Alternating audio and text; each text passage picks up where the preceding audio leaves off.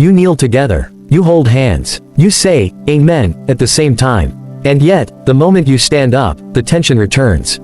The silence feels heavy. The arguments come back like nothing ever happened.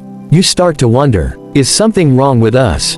Are we doing this wrong? Why are we praying together, but still fighting like this? That question hurts more than the fight itself. Because deep down, you expected prayer to fix it. You thought if both of you invited God in, the storms would calm instantly.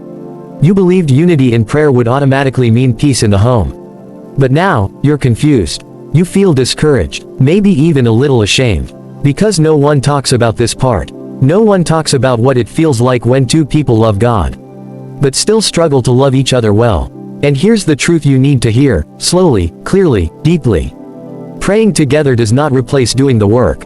It never has. It never will. Prayer is powerful. Prayer is essential. Prayer is the foundation. But prayer is not a shortcut around growth. You can stand before God together and still carry pride in your heart. You can say holy words and still refuse to listen when your spouse speaks. You can ask for peace and still choose control. That is the tension you are feeling. You are inviting God into the room, but you are not allowing Him to change what is inside you. And that is where the fight continues.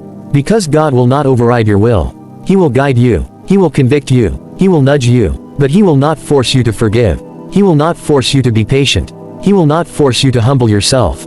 That part is yours. And sometimes, both of you are praying, but neither of you is surrendering. Think about that. You are asking God to fix your marriage, but you are still defending your position. You are asking for healing, but you are still replaying the offense. You are asking for unity, but you are still trying to win.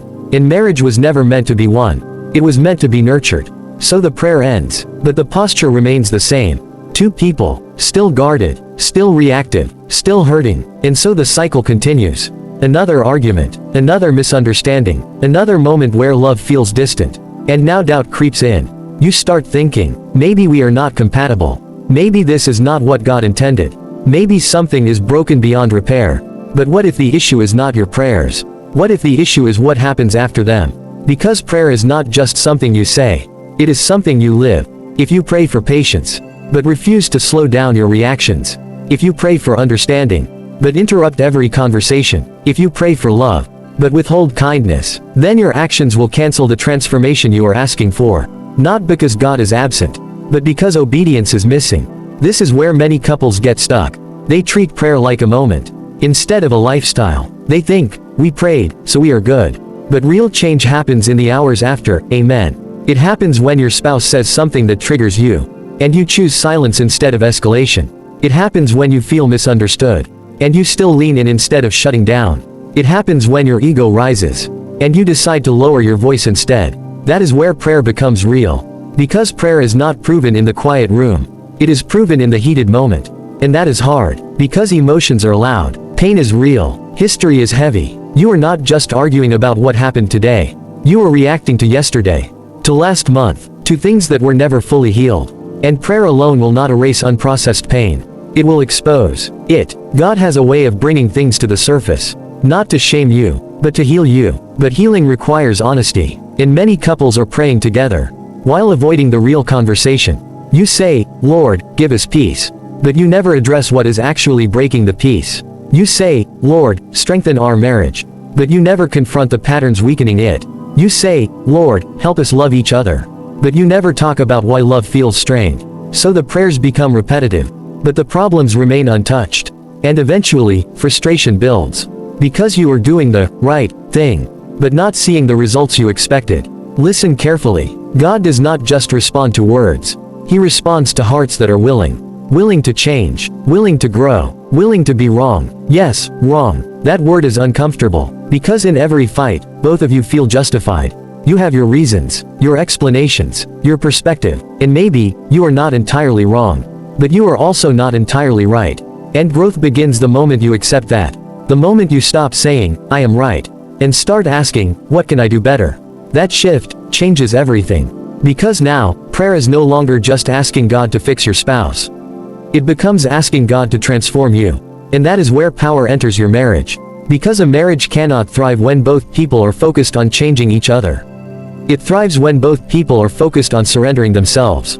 That is the missing piece for many couples. You are praying together, but you are still pointing fingers. You are still keeping score. You are still remembering who said what, who did what, who started it. And love cannot grow in a scoreboard environment. Love needs grace, real grace, the kind that does not say, I will forgive you when you deserve it, but says, I choose to forgive because God forgave me. That kind of grace is not easy. It requires dying to yourself. It requires letting go of the need to be understood first. It requires trusting God enough to release control. And that is terrifying, because control feels safe, but control also suffocates connection. So you hold on tighter, and the distance grows wider.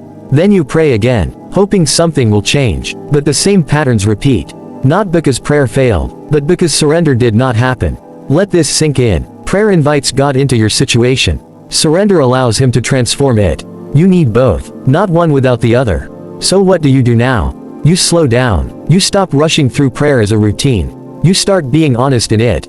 Not polished words, not perfect sentences, real words. God, I am angry. God, I feel unheard. God, I do not know how to fix this. That honesty matters, because you cannot heal what you hide.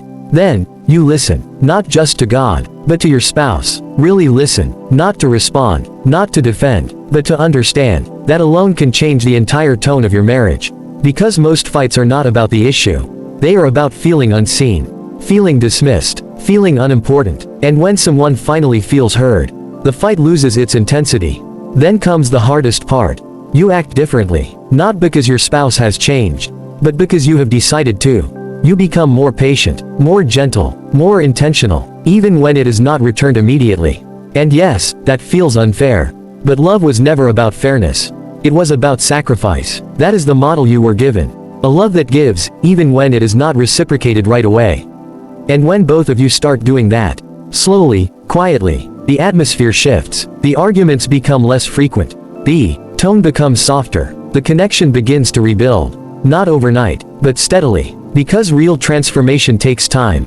And that is something many people struggle with. You want instant change, instant peace, instant harmony. But God often works in process. Layer by layer, moment by moment. He is not just fixing your marriage.